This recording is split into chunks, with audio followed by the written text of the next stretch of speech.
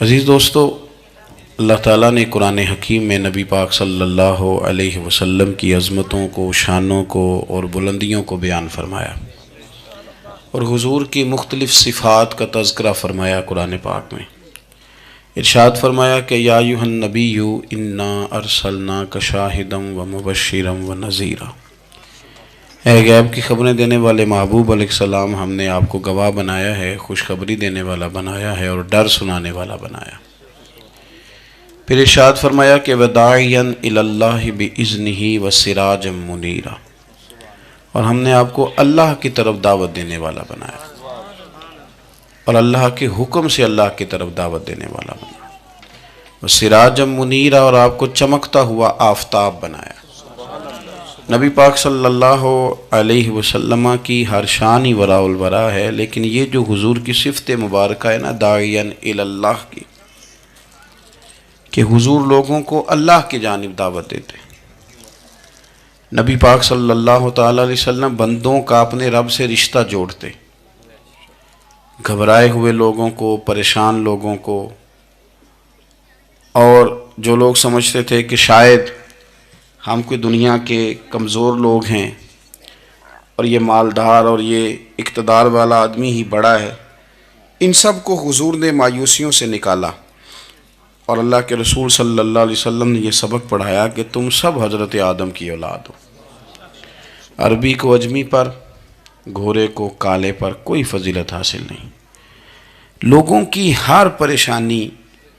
حضور نے نکال کے ان کا رجوع ان کے رب کی طرف کرایا۔ ہمارے ہاں یہ ہوتا ہے کہ انسان کو پریشانی کوئی بھی ہو اسے سکون نہیں لینے دیتی، وہ کوئی بھی ہو۔ محفل میں کسی بندے کا بٹن ٹوٹ جائے نا، یہ گلے کا، تو کوئی دیکھے نہ دیکھے اس بیچارے کی ساری توجہ بٹن پہ رہتی ہے، میرا بٹن ٹھیک نہیں۔ کسی بندے نے کپڑے صاف نہ پہنے ہوں تو آپ اس شخص سے کہیں کہ تجھے کچھ لوگ ملنا چاہتے ہیں، تو وہ اگرچہ اس کے پاس پی ایچ ڈی کی ڈگری ہے، ڈھیر سارا مال ہے، وزادار ہے، صاحب عزت ہے، لیکن وہ کہتے یار میرے کپڑے نہیں ٹھیک، تو میں کوفت محسوس کر رہا ہوں، ذرا میں اپنے آپ کو تھوڑا سا نہا دھو لوں، فریش کر لوں، پھر میں چلتا ہوں۔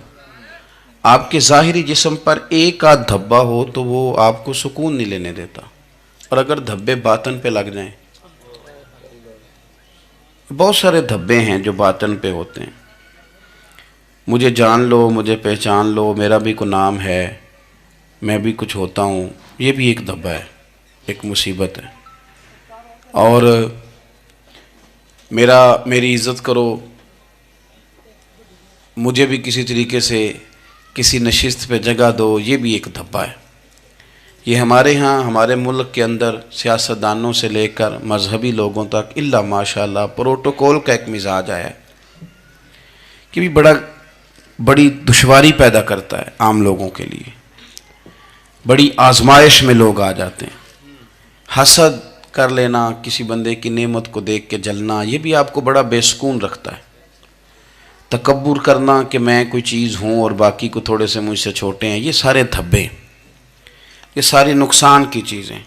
اور نبی پاک صلی اللہ علیہ وسلم نے تعریف یہ بیان کی، فرمایا ما حاک فی صدرک، یہ جو تیرے گناہ ہیں یہ تیرے سینے میں کھٹکیں گے، یہ تجھے بے چین رکھیں گے، یہ کانٹے کی طرح چبھیں گے۔ تو جتنے مرضی اچھے کپڑے پہن لے، جتنی مرضی اونچی جگہ بٹھا دیا جائے، اگر تیرے اندر کوئی روگ ہے وہ تجھے سکون سے نہیں جینے دے گا۔